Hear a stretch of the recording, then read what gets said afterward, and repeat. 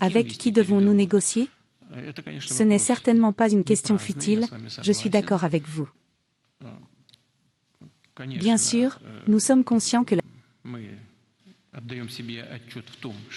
la légitimité du chef de l'État actuel est terminée.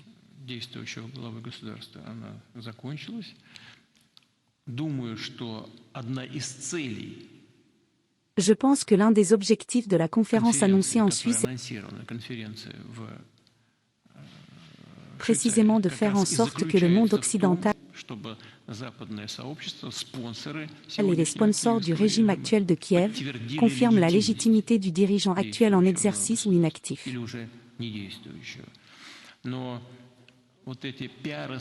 Mais ces démarches de relations publiques n'ont aucune importance en ce qui concerne les documents juridiques.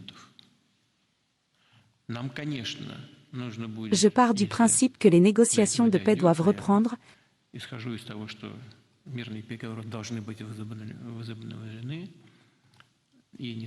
fondées sur le bon sens plutôt que des ultimatums.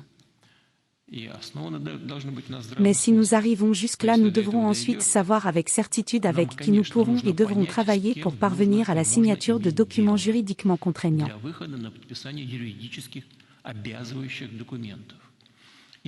En ce sens, nous devrons être pleinement convaincus que nous négocions avec des autorités légitimes. Ce sont les Ukrainiens eux-mêmes qui doivent répondre à cette question, avant tout, je pense, au niveau du Parlement, de la Cour constitutionnelle ou d'autres institutions. Ainsi, pour Poutine, le président actuel de l'Ukraine n'est plus légitime au regard de la constitution du pays. En effet, le mandat présidentiel du président ukrainien Zelensky a expiré le 20 mai dernier. Volodymyr Zelensky avait annulé l'élection présidentielle de 2024 expliquant cette décision par la loi martiale en vigueur dans le pays.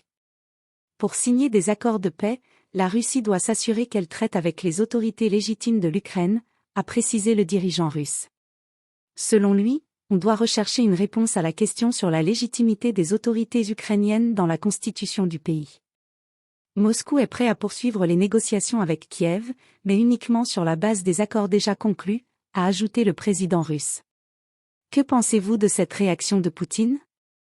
La Russie fait-elle bien d'insister sur la légitimité du président avant toute négociation? Ce qui est sur cette affaire de légitimité vient compliquer la possibilité de négociation de paix.